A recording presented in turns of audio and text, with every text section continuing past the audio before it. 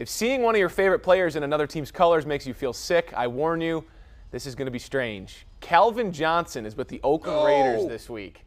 Now, he's just there as a special guest of their coaching staff. Calvin, who over the weekend said he doesn't like talking about the Lions because of how he said he was treated on the way out, spending time with the wide receivers during OTAs. Wow. Man, Calvin's cool, man. I saw him yesterday, man. I asked him yesterday, I said, hey, Detroit still got your rights if you came out of retirement? He was like, man, they ain't going to let me go nowhere. But nah, it's good because Calvin one of the best that did it. So having him out there picking those guys' brains and giving them advice and stuff is great. Now, before you get scared, if he ever does return to play, which he says he will not, the Lions would retain his rights. Taking a shot in the end zone. Megatron is back. Touchdown, Raiders. For me, really, I threw you quite a laser. Let's go. Let's do the promo. Sticking with retirements now, this week while in Italy must be nice. For Italian Bowl 37, which we are told is a real thing, Calvin Johnson explained more about what went into early retirement, and he didn't hold back. He certainly did not. He credited injuries and the Lions having no chance, is what he said at the Super Bowl, as his two biggest reasons. I'm going to read you guys the quote, okay, just so we know what we're dealing with here. He says, quote, "I'm not coming back to play. It's too much of a toll on my body. If I was to keep playing, I would have to play in Detroit, and that just wasn't for me anymore. I was stuck in my contract in Detroit, and they told me they would not release my contract, so I would have to come back to them.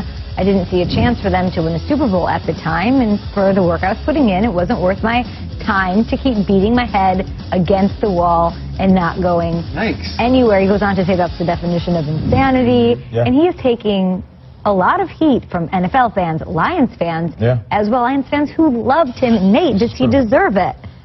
No, he doesn't at all. You know, you're saying he's taking a lot of heat. He's taking a beating from the fans on social media, but he was also taking a beating physically when he was playing. He posted a picture of him in Italy with Rob Sims, who's one of our former teammates in Detroit, and also with his wife. He happened to be wearing a Lion's blood shirt, and it's not a plug for me. It was the response. It was the response of the fans, because Lion Blood was created for true Lions in Detroit. They really embraced that brand, and they're saying, Calvin Johnson, how could you wear that? It's disrespectful. You're a guy that we thought loved this city, and you're going to sit here and say these words. I can't believe it, man. You're dead to me. And I'm like, really? These are fans that supported this man wholeheartedly, and because he comes out and shares some honest words, all of a sudden you want to turn your back on a guy that held down the organization for 9 years running when they were terrible. I'm talking 0-16 terrible, and never complained once, and went out there and worked like he gave people a little bit more of the, I guess, emotional side that I was going through when I played. One of the things I like about our show is that we all have different perspectives, right? So Nate has the player perspective, which I think is obviously valid, and I think you almost speak for Calvin, saying, hey, here's what I'm thinking and why I'm doing this. Kyle's more the voice of the fan at times, right? Kay, I think you as well. You guys bring that aspect. I'm going to say from the front office and team perspective on this, look, in 2013, you signed a 7-year contract extension for $112 million. I mean, it's not like we're not trying to take care of you. So when you say I'm not going to bang my head against the wall and we're not getting near the Super Bowl, and guess what, Calvin? We went to the playoffs last year without you. So if you're a team guy and you're looking at this, and I understand guys have been bad record labels in the past, and we've seen this in players all the time saying, I signed a terrible deal my rookie season, I should be taken care of, and this is a contract extension that's supposed to go through 2019. Right. He did make $110 million from the Lions. It's not like he signed this with a gun to his head. So I think a lot of fans and people in football are thinking, all right, man, like, look, you have a contract. And I know Marshawn Lynch got out of his with Seattle, but I think Seattle people are also saying the same thing, saying, well, what the heck? You signed with, it's not like we're not honoring you and paying you for a job. I do understand where they're coming from, and that's a shot of Barry Sanders, I'm not which sure is why. an interesting angle. But 2015 Barry Sanders can still do it. Well, I think with Barry Sanders being there, it says something about the organization. And I'm not going to sit here and knock Detroit. I'm too much of a homer, and I love that organization for what they did for my career. In the page we turned as a team, trying to prove that we're not just the run of the league. But you mentioned Calvin Johnson making $110 million, and I'm not going to slight that, because making money for a job that we played during recess is something that I've always cherished. But the organization, they made more money. Of course. On top of more money. That's because of that's the machine it is. Sign a 1-year deal if you don't like it. You don't have to sign a 7-year deal. That was your own. It's not about signing. It's not about signing the 1-year deal. It's signing the deal. I'm going to run your reps today. That's the man that these people are dogging. No doubt. I'm talking about the blue-collar Calvin Johnson. That's cool. I know. And listen, I'm not a homer for Detroit.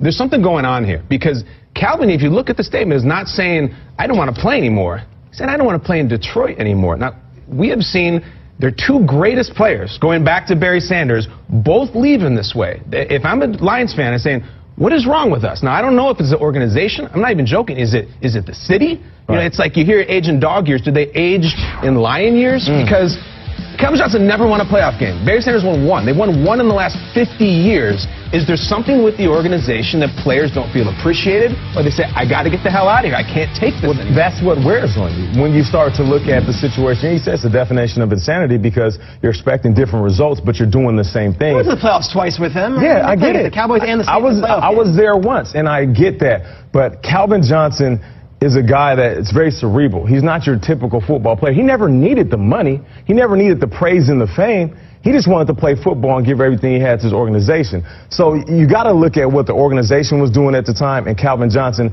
making an honest decision to say, listen, if I want to continue to beat my body up, then I want a reward at the end. I gave 9 years to this organization. I gave them everything. I tried to bring a ring home to Detroit. It didn't work. Could they not have been better, Nate, if he didn't sign that massive contract? It's the highest wide receiver contract of all time. If he wanted to win a Super Bowl, you could take less money. You could sign linemen. You could sign linebackers. Could that not on him? But you're talking about the same guy that broke Jay Rice's record. He's amazing. He's a great player. Yeah, so you don't ask a guy like that to take a pay cut. And another thing, I know there's two sides to every story. And we're not picking on you. We're not picking on you. I get it. You're the ex-player. Yeah, I'm the voice, and I know there's two sides to every story, and I don't want to go too far into the details of what happened his last year, but I did hear that they basically said, hey, you're going to have to take a pay cut or you're going to retire as a Lion. And Calvin Johnson saying, one, I don't believe I deserve a pay cut when I've given you everything. And even if they thought that Calvin Johnson wouldn't produce in the future years, you don't pay a guy for what you think he's going to do 10 years from now. Sometimes you pay a guy for what he has. And I was in Seattle when they paid Shaun Alexander, a great running back, had a hell of a career in a Hawks jersey. But there was a point where they gave him this massive deal, and I think everybody understood he's not going to give the return on this investment because he's an aging running back. It's the same thing Calvin Johnson. That was a bad move? They should have let him play out that year with that money on top of his head and then figure out from there. Not put him in a situation where they back him up against the wall. You back up your best player. I didn't know they asked him to take a pay cut. That changes the conversation. I feel like he felt disrespected in how they were handling it and saying, wow, you're treating me like just another guy. Calvin isn't just another guy.